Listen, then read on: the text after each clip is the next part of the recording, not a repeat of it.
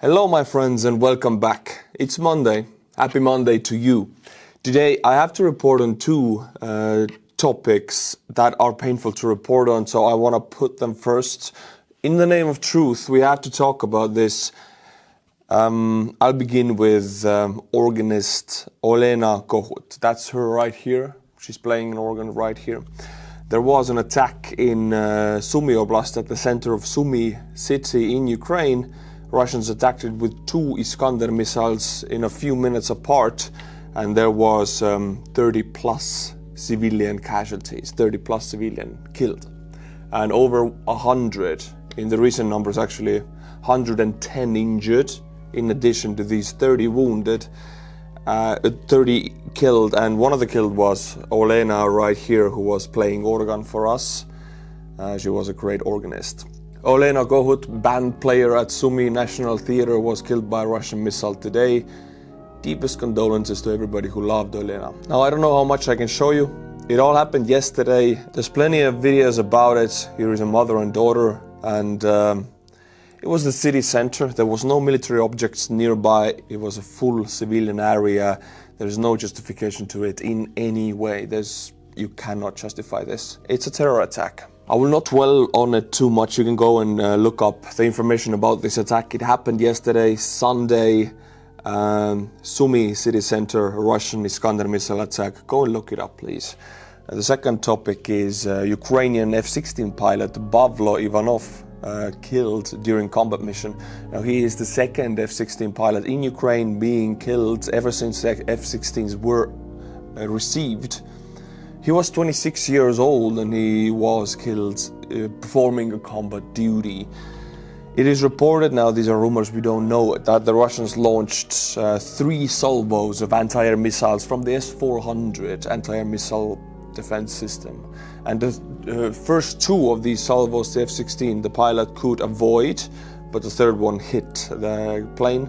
And the plane was destroyed and Pavlo was killed. Ivan was posthumously awarded the title of Hero of Ukraine. Alright my friends, these were the 2 topics that are painful to discuss. I'm going to move on now, tell you everything about the daily battles, what's going on in the Ukrainian war. And we begin with the Russian losses, because they tell us a story, not the full story, they tell us a glimpse of a story of what's going on the front. For example, 1,310 casualties, out of which 1/3 are usually losses like KIAs, the rest are injured and missing. Russia can recruit about 1,000 soldiers into the army per day, all across Russia, which arrests and everything. We're going to look into a few arrests later. So 1,300 means that their numbers are very slowly shrinking. Some of these troops, of course, will be sent back to the front after their injuries are better. 19 tanks, 42 troop-carrying AFVs, 59 artillery systems, 179 vehicles and fuel tanks. As I mentioned, majority of Russian attacks right now in Kursk and Belgorod, in Bakrovsk, are done with these vehicles, which you can see 179 lost. Bukhankas, ATVs, electric scooters, all of that stuff. Also, I'll bring you an example. We have information, we have the statistics that Russia can produce about 150 artillery pieces per month. We're not talking mortars, we're talking self-propelled howitzers and towed howitzers, bigger than 81s, bigger than mortars. 150 a month. Well, here 59 per day are destroyed, so they are burning through their Soviet stockpiles extremely fast. But also, Zelensky came out with information about Ukrainian losses. Now, Ukrainian losses doesn't have this similar chart as we do with the Russian losses, but Zelensky said this number, and I do believe it, and I'll explain why I believe it. Russia killed up to 100,000 Ukrainian soldiers, 13,000 civilians and over 600 children during the 3 years of full-scale war, said by Zelensky. Why do I say it? Because Ukraine has been the defending side, Russia has been the offensive side. Any kind of losses numbers, the Russian losses numbers are close to 1 million right now. The rule is simple, it has always been the case that the attacker more or less loses 3 times more men than the defending side, and the losses make sense with that, because out of that 1 million Russian KIAs should be around 300,000, a little bit more. The rest are missing, injured all others, basically. So if Zelensky claims here that 100,000 Ukrainian soldiers have been KIA, in my eyes, in my understanding as an infantryman, it matches. The defending side, 3 years, 3 times less losses than Russia, and you can then get the Ukrainian wounded number. Some of them already have returned to the front, about 300 to 400,000, which makes sense altogether. Ukrainian military casualties, wounded plus KIAs, 500,000. I believe these numbers. My friends, Trump has unleashed an unprecedented trade war, and whoever owns these news houses pushes their own agenda with the wording, for example. This is why I bring to you Ground News, the #1 news comparison site in the world, and it's a great tool I use. Here we have EU to prepare countermeasures to the US, and we can see the coverage details immediately on the right. Here you can see the bias distribution right below it, visualizing it where these news houses and news pages are with their political standing. We have the factuality right here, which I would call the most important of all. Of course, we have the ownership tab, which shows you very nicely and visually who owns it and what might be their agenda. Now here we can see all of the articles, and very interesting is to see where their wording differs. Title by title, news site to news site. You can just see it right here compared to each other. For example, we have the NOS media conglomerate. It immediately tells you that. It's a media conglomerate. We have the local AT, high factuality. These things are very important if you choose what to fill your mind with. Gotta be high factuality, gotta be center. All of these tools are very easily accessible for you, and for a limited time, you can get the same plan I use for nearly half of the price. Just go to ground.news/Artur or scan the QR code on the screen to get their unlimited access Vantage plan for just $5 a month. Or gift it to someone you know and have more informed conversations. Call out one-sided narratives and have more in-depth conversations about the stories shaping our world. I only promote brands I vet, and I think you will find Ground News as valuable as I do. Thank you, Ground News, for sponsoring today's video. My friends, one of the first legendary weapons sent to Ukraine before the full-scale invasion, Estonia sent it and USA sent it, were Javelins. I know Estonia was one of the first countries to send weaponry. We sent Makarov pistols, not much, but we also sent Javelins before Russians invaded in 2022. Well, they're still doing their miracles on the front, and we don't watch that because it's very repetitive, but I just want to keep it in your focus to just let's acknowledge that Javelin is a wonderful weapon system, and it performs with 90% plus efficiency rates on the front. This is a 141st Mechanized Brigade doing their miracles. Let's watch the whole video. This is an animation, I know, but it's actually a real Russian tank that 2 days ago crossed the no man's land, driving full throttle to Ukrainian positions, shooting its main cannon at the time. And the Ukrainian troop fired its Javelin missile. We can see it on the drone, also the tank. It's boom, and the Javelin connected. Minus tank is burning beautifully, beautifully. What a nice fire. I would love to warm myself next to it. 171st Mechanized Brigade did this. Props to them. Now here we can see heat vision drone seeing Ekipaj Danka, which means tank crew, and they are being delivered a present by the Ukrainian vampire drone. Bada bim, bada boom. Here we go. Now they're minced meat. They're turned into good Russians. Yes. Just to illustrate, the Javelin is still doing a wonderful job. Some weapon systems have proved themselves to be a little bit obsolete or a little bit misdeveloped, that they need redevelopment. For example, the Switchblade, right when we got it. But Javelins, not the case. They work wonderfully. Yesterday we got this FPV video from the Ukrainian side. It's in Kursk. By the way, Ukrainian troops are still in Kursk Oblast. They control some border areas. We're talking less than a few square kilometers, very minor border areas. Why are they there? Because Putin is obsessed with pushing Ukrainians out, and he just sends more and more troops to liberate these few hundred square meters.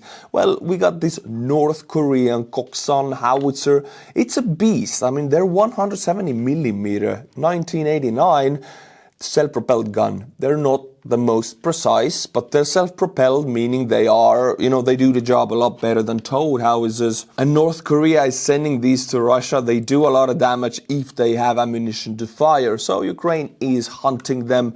Now we jump to Russia, because there's also hits in Russia. Engels airfield. You have heard this name so many times. I'm sure you're almost sick of it. But whenever there's spontaneous smoking and combusting in Russia, I gotta show it to you. This is a fire in Engels airfield, filmed by, of course, Russian civilians, because they love to film all this kind of stuff. And I love to watch it, so keep it up, Russian civilians. Something is burning. Now, we don't know what it is, because Ukrainians really haven't reported much on it, but this is Engels airfield. Russians are claiming it is a fuel that leaked on the airfield tarmac, which then ignited.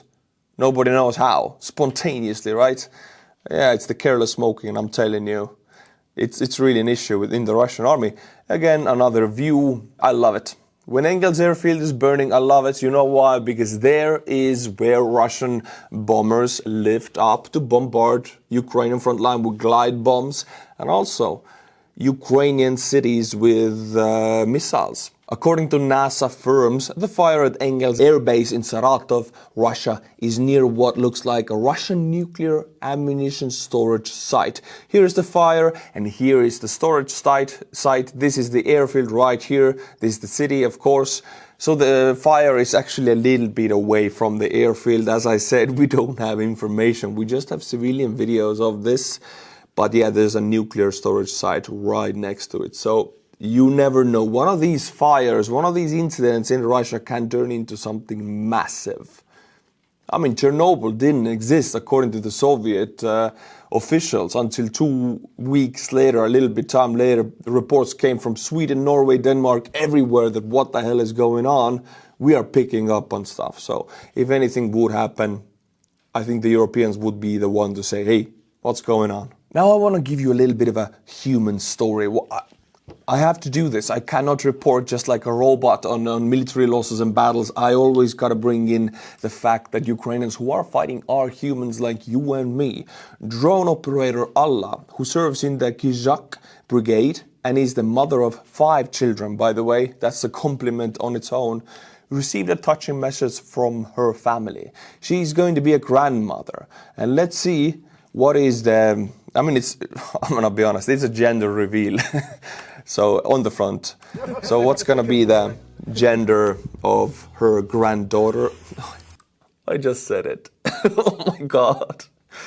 Am I the one who just spoiled a gender reveal party at the front? I'm sorry, I did. Well, it's pink, Yeah, see, it's pink. I'm sorry. But yeah, she just became a grandmother, a very young one. So I want to say congratulations.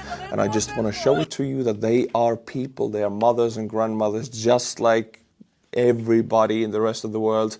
It's not somewhere other side of the world where people are fighting who have nothing in common with us, just like you and me. All right, my friends, now we jump to Belgorod because Ukrainians pulled out of Kursk and they immediately entered into Belgorod. Now I'm here, they took the village of Demidovka. You can see it on the screen. They have made some recon battles into it in 23, I remember in 24, but now they control the ground here. It's nothing more. It's 1 to 2 square kilometers. It's very small area, but as I mentioned, Putin and Russian leadership is very obsessed with having all of the ground, controlling all of the ground before any kind of peace can even be mentioned. Ground of the Russian main motherland, whatever. So that's what Ukrainians are doing. The main elements seem to be here, this video when they crossed over the anti-tank barriers and Dragon's Teeth. It's a beautiful video. 225th Assault Regiment, 47th Mechanized Brigade. 47th is a semi-elite brigade because they were one of the first brigades equipped fully with Western tech. I like it. 17th Heavy Mechanized Brigade. 141st Brigade, which was the same one that destroyed that North Korean Koksan howitzer we just watched, and 201st AA Missile Brigade. We also have units from 80th, 82nd and 95th Air Assault Brigades, We have seen some units of these brigades, not the whole brigades, but the thing is these brigades are again semi-elite brigades. Air assault in Russia and in Ukraine both means they have better equipment, better training. They're just better soldiers because they have gotten more attention and more resources. That's the 80th and 82nd. I've given cars to both of them, both of these brigades. They're wonderful. And some of these units are right now in Demidovka, in Belgorod. And just to the guys who are saying, hey Artur, you cannot share this information, my friends. This is public information. This is OSINT, open source intelligence analysis, which means it's open source, it's public to everybody to talk and discuss. There's also Guards Company of the 299th Tactical Aviation Brigade from the Air Force. Why I'm telling you all of this, it's not just numbers for you, it is actually to illustrate what kind of forces Ukraine has now sent to re-enter Russia and how important it is to them. It's not even important for Ukraine to hold Demidovka, 2 square kilometers of Belgorod Oblast. It is important because Russians are obsessed with clearing big mother Russian land. So they are sending a lot of troops to take back these small areas, and Ukrainians can be again in favorable defensive positions against an assaulting enemy, maximizes their losses. It's simple as that. You're just drawing enemy out, forcing them to take strategically unimportant ground by maximizing their losses. It's plain infantry tactics. With any kind of defensive position, you want to force the enemy into your firing sectors and maximize their losses. There's nothing more. It goes up to brigade level like that. My friends, in one video in the last week, we didn't have any new members on Buy Me a Coffee, and you guys reacted very heavily on this, and I'm very thankful. So I'm going to send every new member this patch. You deserve it. If you sometimes people join with their husband or with their wife together, so I'll be sending you 2 of these. Just write me a message and Buy Me a Coffee, and both of you will get it if necessary. I'm now going to butcher some new joiners with my Estonian pronunciation, because we read how we pronounce, so get ready. Ozeir, Tovidas Pilka, Someone, welcome back Someone. Stefan Riis Jensen. Riis means rice in Estonian, so I don't, Mr. Rice, thank you. Freeman Hreinsson. Thank you to these 5 new joiners, and you will be getting your patch very soon. Write me a message. Now, my friends, we jump to the Baltic Sea, we jump to Estonia, my country. As I mentioned before, I am right now physically 250 kilometers from the Russian border, as is everybody who is living in Tallinn, the capital where I'm living. We are just so close to the Russian border. We are a very small country, and the biggest land border we have is with Russia. So that's that. Despite occupying only 2% of the Baltic Sea coastline, Russia is still allowed to ship freely the oil and everything else from, St. Petersburg to Kaliningrad Oblast, and then to India and to China from the Baltic Sea. Why is this allowed when the Baltic Sea is a NATO lake? Well, it is not allowed. And here is where my country, Estonia, steps in and also steps up. I'm very glad and I'm very proud to report this. Estonia has detained a Russian Shadow Fleet tanker in the Baltic Sea. Happened 2 days ago, by the way. It's the first one we have seized and arrested. Kiwala is the name of it. Could be a name of a very old Estonian, like ancient Estonian man, actually, Kiwala. Kiwala vessel was headed to Russian Ust-Luga port, which is, part of the Baltic Sea transportation port system. Marine traffic notes that Kiwala, designed to transport crude oil, sails under the flag of Djibouti. However, Djibouti spokesperson said the ship was not in their register. So we get to the point why we seized it. And there's a video also. Boom, look at that. It's the Estonian Navy boarding and seizing the ship and bringing it to dock in the Estonian coastline. We're not going to let them go before everything is corrected. Estonian authorities used their rights to perform an inspection. They reported that the tanker is under sanctions. So Djibouti denied this tanker being under their flag, which means the tanker is sailing without a flag country and also without insurance. These 2 things are forbidden in the Baltic Sea, and everybody who is around the Baltic Sea is upholding these conditions. This means it's a Russian Shadow Fleet tanker, means it illegally sells Russian oil, and brings in illegal profits from the oil sales to Russia, which is used to bombard Ukrainian cities like Sumy, which we started the video with. These tankers build these missiles with a massive revenue of the oil sales. It was on the way to, if I'm not mistaken, Indian Ocean. We know India is one of the biggest buyers right now. So we need to step up this. Estonia is seizing. I know Finland last month seized the Russian tanker. They actually confiscated it. It's now part of their fleet. I'm calling out, who am I to do this, but I'm doing this. Calling out Latvia, Lithuania, Finland, everybody who has fleets in the Baltic Sea. End this. Confiscate, arrest every Russian ship who is breaking the sanctions, because this money is used to build these missiles, Iskanders, who landed in Sumy city center. They killed that organist, Olena. So we have something we can do and we must do it. Props to my country, Estonia. I'm proud to say this. Talking more about Estonia, this was actually posted by the guy who edits these videos, Alla, and it's wonderful because I really get to be a little bit proud of my country. We're a small country and we're not afraid of the Russian threat. We're stepping up to it. Check it out. In the last month, Estonia banned Russians from voting. This means people who have Russian citizenship in Estonia. If they're Russian, they speak Russian language, they think themselves as a Russian, but they have an Estonian citizenship. They can vote. So we banned Russian citizens from voting. We deported a Vatnik. You can see it on this photo. This guy is very anti-Estonia, and he was actually provocating on the streets, gathering like-minded people to be very anti-Estonia. We passed a law against the influence of the Russian Orthodox Church. Now again, Russians are turning this against us so much, but I'm telling this to you, you want to hear it from the first source, this is how it is.